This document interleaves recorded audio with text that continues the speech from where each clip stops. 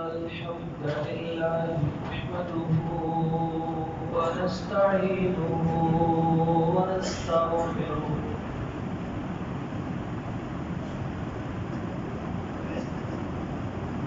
ونعوذ بالله من شرور أنفسنا ومن سيئات أعمالنا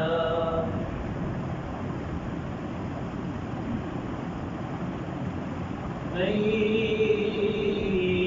يهده الله فلا مضل له ومن يضلل فلا هادي له وأشهد أن لا إله إلا الله وحده لا شريك له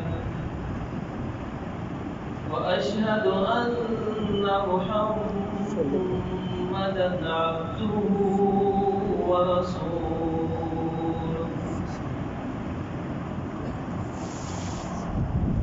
أما بعد فإن خير الحديث كتاب الله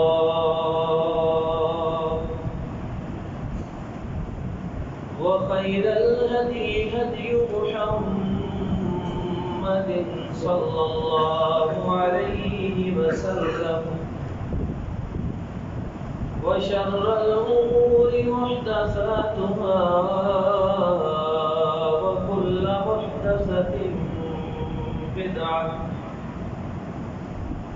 وكل بدعة ضلالة وكل ضلالة في النار.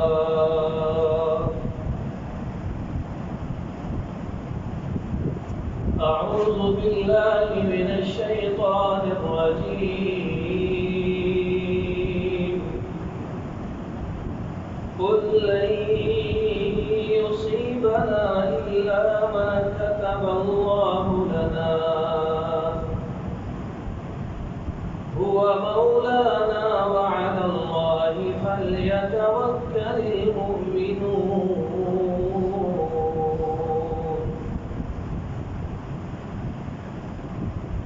کہہ دو ہمیں صرف وہی مصیبت آتی ہے جس کا فیصلہ اللہ نے کیا ہوا ہے، وہی ہمارا کارساز اور حامی و ناصر ہے، اور صرف اللہ ہی پر مومنوں کو توکل اور بھروسہ کرنا چاہیے. محترم بھائیوں، اللہ رب العالمین نے اس آیت کریمہ میں یہ بات ہمیں بتائی ہے کہ اس دنیا میں نفع اور نقصان، اچھائی اور برائی، خیر اور شر، ہر چیز کا فیصلہ صرف ایک اللہ ہی کرتا ہے. اس کائنات میں فرشتے ہوں، نبی ہوں، کوئی زندہ ہو یا فوت شدہ ہو، کسی مخلوق کو اللہ نے نفع اور نقصان کا مالک نہیں بنایا ہے. یہ وہ عقیدہ ہے جو ایک مسلمان کو ساری زندگی رکھنا چاہیے. اگر کسی نے یہ سمجھ لیا کہ اللہ کے علاوہ بھی کوئی دینے اور چھیننے پر قدرت رکھتا ہے، نفع اور نقصان کا مالک ہوتا ہے، تو وہ شرک کا ارتکاب کرتا ہے. اسے اپنا ایمان بہتر بنانے کی ضرورت ہوتی ہے.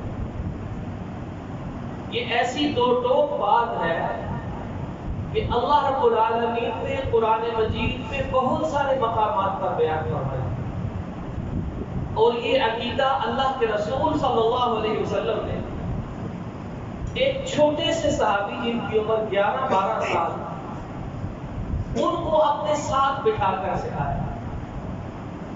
حضرت عبداللہ بن عباس رضی اللہ تعالی عنہ، ان کی عمر 11-12 سال تھی. ایک دن رسول اللہ صلی اللہ علیہ وسلم نے ان کو اپنے ساتھ بٹھایا اور فرمایا، یا غلام اعلمک کلمات، اے لڑکے میں تجھے چند باتیں سکھاتا ہوں، ان کو یاد رکھنا. اللہ کے نبی علیہ السلام نے کئی باتیں سکھائی، ان میں ایک بات یہ تھی کہ یاد رکھو جس فائدے کا فیصلہ اللہ نے تمہارے لیے کر دیا ہے، اس فائدے کو تم تک آنے سے کوئی روک نہیں سکتا.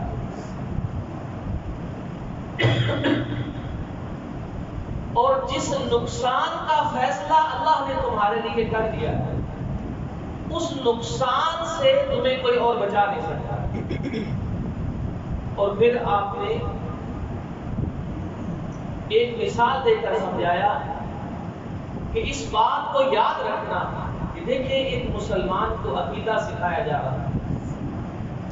فرمایا اس بات کو یاد رکھنا اور اس پہ یقین کرنا، ساری دنیا کے لوگ اگر مل جائیں تمہیں کوئی ایسا فائدہ دینا چاہے جو اللہ نے نہیں لکھا ہے، لم ينفعوك بشيء، تمہیں وہ فائدہ پہنچا نہیں سکتے.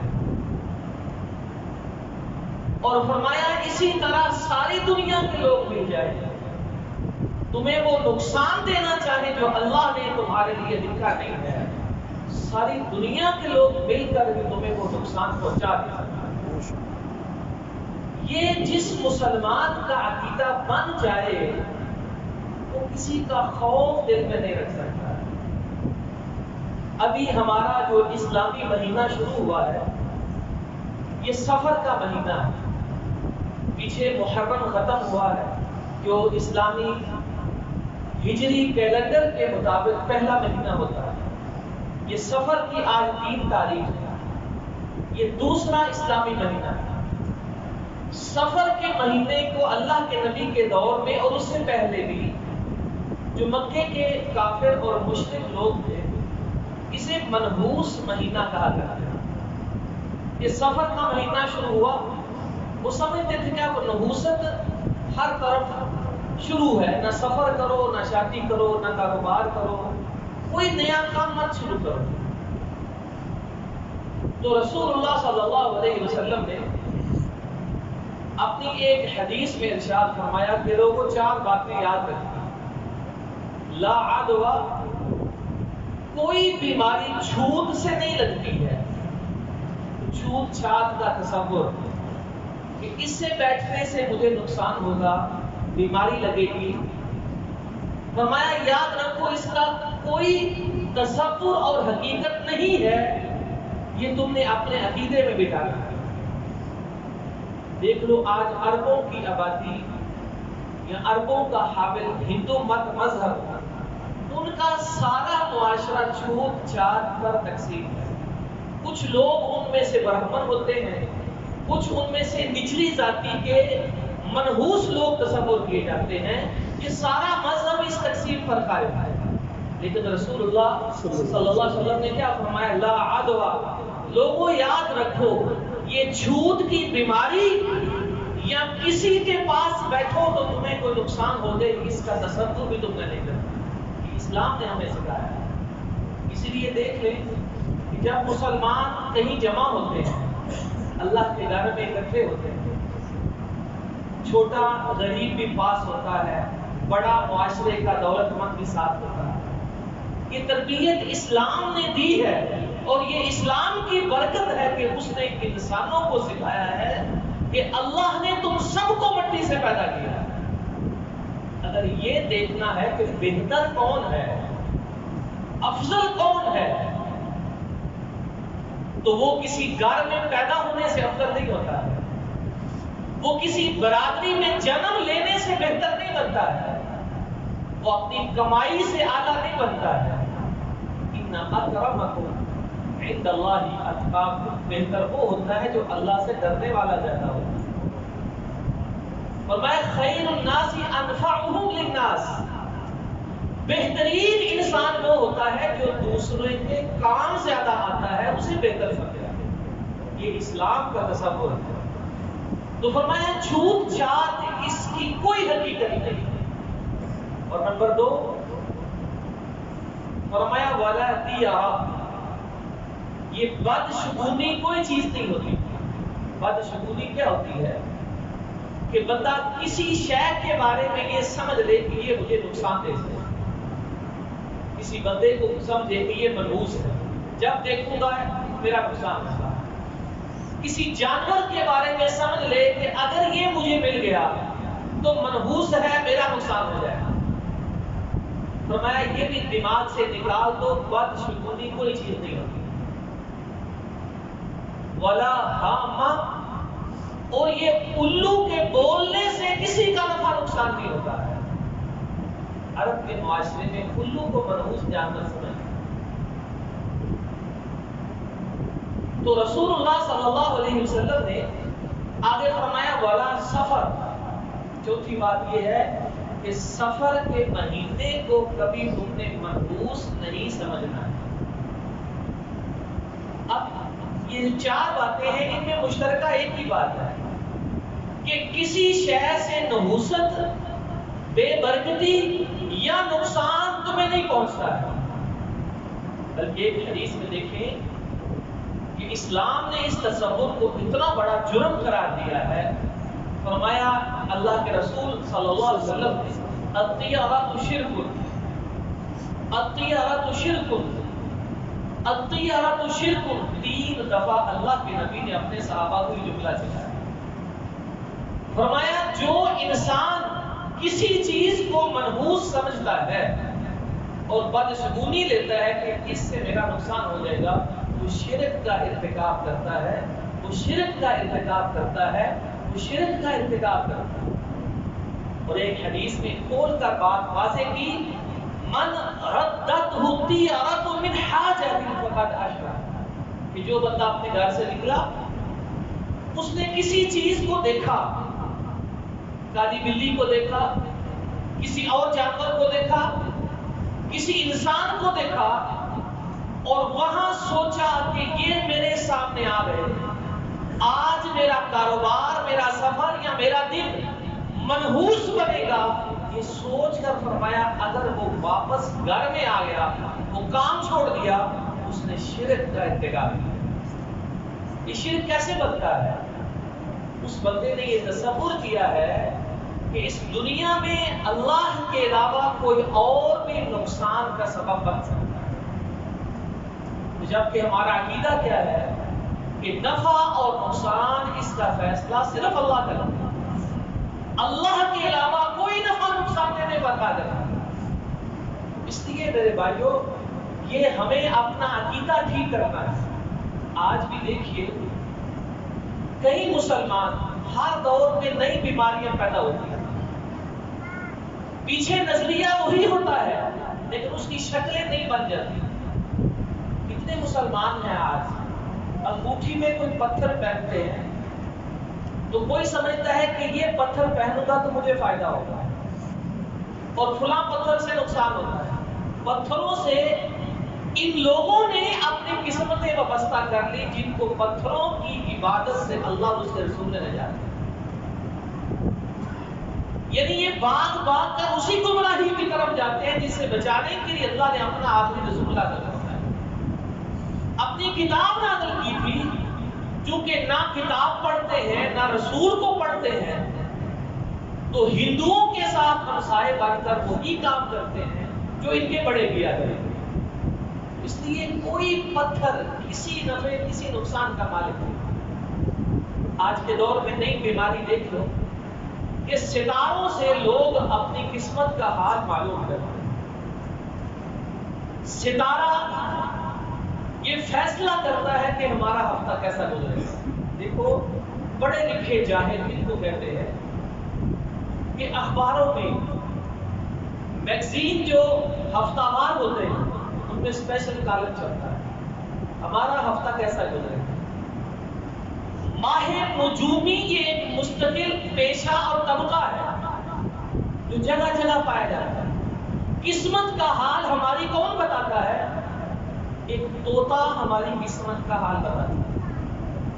یہ مسلمان جب اللہ اور رسول کا دامن چھوڑتے ہیں تو کس پستی میں گر جاتے ہیں کہ غربت اور مسکینی کے عالم میں فٹ پاتھ پر بیٹھا ایک فقیر انسان ان کو بتاتا ہے تمہیں دولت کب ملے گی اور تمہاری قسمت کب کھلے گی. یہ طوطا ایک فال سے تمہارا فیصلہ. انسان جب گرتا ہے تو دیکھیے کس پستی میں گرتا ہے. تو رسول اللہ صلی اللہ علیہ وسلم نے دیکھی ایک حدیث میں ان ساری بیماریوں کے بارے میں کس قدر وعید اور سنگین جرم اسے قرار دیا. کہ نبی علیہ السلام نے ایک دن فجر کی نماز پڑھائی, صحابہ کی طرف رخ کیا اور فرمایا آج رات بارش ہوئی. بارش کی وجہ سے کئی لوگ صبح اٹھے تو کافر ہو چکے تھے اور کئی لوگ صبح اٹھے تو پکے مومن تھے. پھر آپ نے تفصیل بیان کی کہ جس بندے نے آج رات بارش کے نازل ہونے پر یہ سوچا مطرنا بفضل اللہ کہ بارش ہمیں اللہ نے دی ہے, وہ تو پکا مومن صبح اٹھا. اور جس نے یہ سوچا کہ رات فلاں ستارے نے اپنی جگہ تبدیل کی ہے, فلاں ستارے نے حرکت کی ہے تو بارش برسی ہے, وہ پکا کافر ہو کر صبح اٹھا. اس سے کیا مسئلہ معلوم ہوا کہ یہ جتنے قسمت کا حال بتانے والے نجومی ہیں پکے کافر ہیں, اور جو ان سے قسمت کا حال معلوم کرنے جاتا ہے وہ بھی کافر ہے. اور یہ سارا علم نجوم یہ کفر ہے. یہ اللہ کے رسول صلی اللہ علیہ وسلم نے کس قدر وضاحت سے صحابہ کو بتایا. اس کے بعد کوئی اشکال بچتا ہے؟ فرمایا جس نے صبح کی یہ سوچ کر کہ ستارے کی چال سے بارش ہوئی ہے اصبح کافرا, تو صبح اٹھا تو کافر ہو چکا. اس لیے مسلمانوں اپنا ایمان اور عقیدہ بچا کر اللہ کے پاس لے جاؤ, نجات اسی پر ملے گی. تو نہ ستارے ہماری قسمت بدلتے ہیں, نہ طوطے ہماری قسمت بتاتے ہیں, نہ کالی بلی ہمیں نحوست دیتی ہے, نہ کوئی ادار لینے دکان پر صبح آ جائے تو اس سے بھی برکت آتی ہے.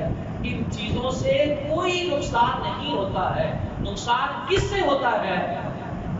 قرآن مجید کی آیت ہے وَمَا أَصَابَكُم مِّن مُّصِيبَةٍ فَبِمَا كَسَبَتْ أَيْدِيكُم, کہ تکلیف اور مصیبت جو تم کو آتی ہے وہ تمہارے اپنے اعمال کا نتیجہ ہے. جب اس بات کو ہم سمجھ لیں گے تو پھر ہم اس طرف آئیں گے کہ نحوست باہر نہیں ہمارے اعمال سے ہمارے اندر پیدا ہوتی ہے.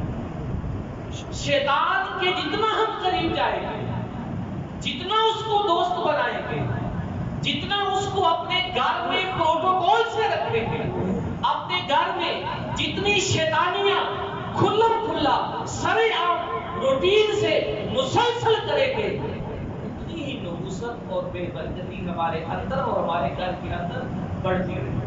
یہ باہر سے پیدا نہیں ہوتی, یہ ہمارے اندر سے ہمارے ہاتھوں سے جو اعمال ہوتے ہیں ان سے یہ بے برکتی پیدا ہوتی ہے. اب دیکھیے 14 اگست کے نام پہ جو آزادی کا جشن آنے والا ہے, آزادی اللہ کی نعمت, اس سے بڑی نعمت اس دنیا میں انسانوں کے لیے کیا ہو سکتی ہے؟ لیکن اس کو مناتے کیسے؟ ایک چھوٹا سا عمل دیکھیے, پھر سوچیے یہ آزادی ہمارے لیے برکت اور نعمت ہے یا ہم نے اس کو بھی نحوست بنا دیا. رسول اللہ صلی اللہ علیہ وسلم کا فرمان ہے سودانی ملعونہ, 2 آوازیں جہاں سے نکلتی ہیں, 2 آوازیں جہاں سے نکلتی ہیں وہاں اللہ کی طرف سے لعنت نازل ہوتی ہے. اس کو پہلے پکا کریں. سودانی ملعونہ یہ اللہ کے نبی کا فرمان صلی اللہ علیہ وسلم, یہ ہر مسلمان کے لیے, بوڑھوں کے لیے ہی نہیں, صرف نمازیوں کے لیے نہیں, ہر اس شخص کے لیے اس کو ماننا فرض ہے جو اللہ اور اس کے رسول کا کلمہ پڑھتا ہے. اس کو پلے باندھ لینا چاہیے، وگرنہ جہاں سے یہ دو آوازیں آتی ہیں وہاں جو بھی ہو، جیسا انسان بھی ہو، جیسی جگہ بھی ہو، وہاں اللہ کی لعنت نازل ہو۔ میرے بھائی یہ تو چھوٹی بات کہاں فرمایا مزمار عند فرحت، کہ جہاں خوشی کے موقع پر موسیقی اور گانے بجانے کی آواز نکلتی ہے وہاں اللہ کی لعنت پڑتی ہے۔ وَرَنَّةٌ عِنْدَ مُصِیبَةٍ، اور غمی اور دکھ کے وقت جہاں رونے کی آواز نکلتی ہے وہاں بھی اللہ کی لعنت نازل ہے۔ آواز کے بغیر رونا یہ گناہ نہیں ہے، آواز نکال کر رونا، واویلا کرنا، وہاں اللہ کی لعنت نازل ہوتی ہے، وجہ کوئی بھی نہیں۔ اب 14 اگست کو ہم کیسے مناتے ہیں؟ اللہ نے ایک نعمت دی تھی، آزادی کی، اس کا شکر کرنا یہ فرض تھا ہمارا، لیکن ہم کس طرح ڈول باجے کے ساتھ ہی آزادی مناتے ہیں، اور اسپیشل باجا جو اس کے لیے ایجاد ہوا ہے، کون سی گلی، کون سا محلہ اسے محفوظ ہے؟ اب ذرا تصور کیجئے کہ جہاں جہاں آزادی کے نام پہ ڈول باجا بجتا ہے، موسیقی کا اہتمام ہوتا ہے، گانے بجانے کی محفلیں ہوتی ہیں، اللہ کے رسول صلی اللہ علیہ وسلم صادق مصدوق جو کائنات کی سب سے سچی ہستی ہے فرماتے ہیں کہ وہاں اللہ کی لعنت ہے۔ جو وہاں رہتے ہیں ان کو برکت ملے گی؟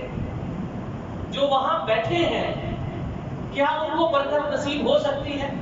اللہ کی طرف سے وہاں لعنت نازل ہے۔ اس لیے میرے بھائیوں، ان حرام چیزوں کو انسان کو کبھی معمولی نہیں سمجھنا چاہیے، کہ ہر وقت ایک انسان اللہ کی رحمت کا محتاج ہے۔ دیکھیے قرآن مجید میں اللہ نے ایک جگہ فرمایا کہ مسلمانوں کو مکہ میں مارے پڑتے تھے، اللہ کے نبی کو مارے پڑتے تھے، صحابہ کرام کو مارے پڑتے، اب سب سنتے ہیں۔ تو اللہ نے جب مکے کے بعد مدینہ کی حکومت اور زمین عطا کی تو اللہ نے فرمایا یہ آزادی دیکھو اللہ نے تمہیں نعمت دی۔ تو قرآن کے الفاظ سنیے، وَاذْكُرُوا، مسلمانوں اس وقت کو یاد کرو، اِذْ أَنْتُمْ قَلِيلٌ، جب تم تھوڑے سے تھے، مُسْتَضْعَفُونَ فِي الْأَرْضِ، زمین میں ہر کوئی آ کر تمہیں مارا کرتا، تمہیں حقیر ذلیل کیا کرتا، تمہارا کوئی سہارا مددگار نہیں تھا۔ پھر کیا ہوا؟ فَآوَاكُمْ، اللہ نے تمہیں جگہ دی، وَأَيَّدَكُمْ بِنَصْرِهِ، اللہ نے تمہارے لیے مدد نازل فرمائی، وَرَزَقَكُمْ مِنَ الطَّيِّبَاتِ، اللہ نے آرام سے حلال رزق تمہیں عطا کیا۔ یہ ساری باتیں بتانے کے بعد آگے دیکھیے اللہ فرماتے ہیں لَعَلَّكُمْ تَشْكُرُونَ، یہ ساری نعمتیں اس لیے تمہیں دی ہیں تاکہ تم میرا شکر ادا کرو۔ اب ہندوستان میں کیسے مسلمان ذبح ہوتے تھے، عورتوں کی عزتوں پہ حملے ہوتے تھے، جب چاہا ہندو مسلم فساد کھڑا کر دیا، گھروں بستیوں کو جلا دیا جاتا ہے۔ پھر اللہ نے نعمت آزادی کی دی، اپنا ملک، اپنا گھر، اپنا شہر دیا، امن عطا فرمایا، ہر شخص اپنے کام کاروبار گھر میں خوش ہے۔ اب اس کا نتیجہ کیا ہونا چاہیے؟ لعلکم تشکرون، اس کے بعد تم شکر ادا کرو، یہ اللہ تم سے چاہتا ہے۔ تو کیا 14 اگست کو شکر کہیں آپ کو نظر آتا ہے؟ کیا آپ نے دیکھا کہ 14 اگست کو مسجدیں پہلے سے زیادہ آباد ہوتی ہیں؟ کیا آپ نے دیکھا کہ 14 اگست کو مسلمان دل کھول کر اللہ کو راضی کرنے کی کوشش کرتے ہیں؟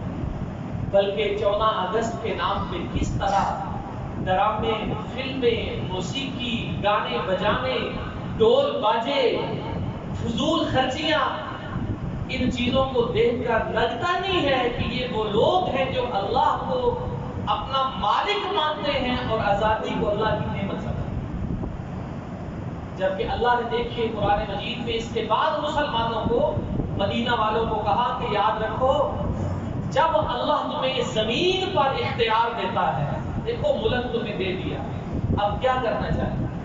فرمایا آؤ تمہیں بتائیں کہ تمہارا فرض کیا ہے۔ الذین امکناہم فی الارض، کہ وہ جو ہمارے بندے ہوتے ہیں جب ہم ان کو زمین پر حکومت دیتے ہیں، آزادی کے بعد ان کو ایک زمین کا ٹکڑا رہنے کے لیے دیتے ہیں، تو کیا کرتے ہیں؟ اقاموا الصلاۃ، سب سے پہلے سارے کے سارے نمازی بن جاتے ہیں۔ جو عبادتیں پہلے تمہیں روکی جاتی تھی، اب عبادتوں کی تمہیں آزادی ملی ہے، اقاموا الصلاۃ پہلا فرض، سارے کے سارے میرے بندے نمازی بنتے ہیں جب ان کو آزادی کے بعد کوئی زمین کا ٹکڑا رہنے کے لیے ملے۔ نمبر 2، وآتوا الزکاۃ، وہ زکوٰۃ کا نظام قائم کرتے ہیں۔ امیر غریب کے گھر میں وہی چیزیں رکھتا ہے، وہی کچھ کھاتے ہیں جو ایک امیر کھاتا ہے۔ اور نمبر 3، وَأَمَرُوا بِالْمَعْرُوفِ، وہ نیکی کا حکم دیتے ہیں، وَنَهَوْا عَنِ الْمُنکَرِ، اور گناہوں سے دوسروں کو روکتے ہیں۔ یہ 4 کام کرتے ہیں تو نتیجہ کیا ہے؟ وَلِلَّهِ عَاقِبَةُ الْأُمُورِ، یاد رکھو جو یہ کام کرتے ہیں ان کے سارے فیصلے اللہ ہی کرتے ہیں۔ تو آپ کو یہ کہیں نظر آتا ہے؟ اب یہ فرض نہیں ہمارا کہ ہم صرف حکمرانوں کو گالیاں دیں، یہ ہمارا فرض نہیں ہے کہ ہم اپنے گھر میں بھی گناہ ہو تو اس کا ذمہ دار حکومت پر ٹھہرائیں۔ دیکھیں، ہمیں حکومت پر اختیار نہیں، لیکن ہر شخص اپنے گھر کا حکمران ہوتا ہے، وہاں اس کی حکومت چلتی ہے۔ تو اتنا تو کرنا چاہیے کہ اپنے گھر میں میں نے اپنے بچوں کو مسلمان کتنا بنایا، اپنے گھر میں ان کو نمازی کتنا بتایا، اپنے گھر سے میں نے بے حیائی، فحاشی، عریانی، گانے، ڈرامے، فلمیں، موسیقی، ان کا خاتمہ کتنا کیا ہے، یہ تو اللہ نے ہم سے حساب لینا ہے۔ یہاں آ کر نواز شریف نے حساب نہیں دینا ہے، یہاں عمران خان نے حساب نہیں دینا ہے، اس گھر کا حساب اس گھر کے مالک نے دینا ہے۔ اللہ اس سے پوچھے گا کہ بتاؤ اپنے گھر میں میرا دین، میرا پیغام کتنا نافذ کیا ہے؟ اللہ کے نبی کے الفاظ، کلکم راع وکلکم مسئول عن رعیتہ، تم میں سے ہر ایک حکمران ہے، یہ اللہ کے نبی کے الفاظ، اور ہر ایک سے اس کی حکومت گھر کے اندر کیا ہوتا ہے اس کے بارے میں حساب ہوگا۔ اور آگے دیکھیے، فرمایا والمرأة راعیۃ علی بیتہا وہی مسئولۃ عن رعیتہا، عورت سے الگ حساب ہوگا کہ تو نے اپنی اولاد کو دین کتنا سکھایا۔ یہ نہیں ہے کہ مرد اکیلے کا حساب ہے، اس کے پیچھے بیوی، ماں، عورت جو گھر کی نگران ہوتی ہے، اللہ اس سے الگ حساب لے گے۔ اپنا الگ دو، اپنی اولاد کا حساب الگ۔ اللہ سے دعا ہے، وقت ختم ہو چکا ہے، ہم سب کو کتاب سمجھنے اور اس پر عمل کرنے کی توفیق عطا فرمائے۔ وآخر دعوانا الحمدللہ رب العالمین۔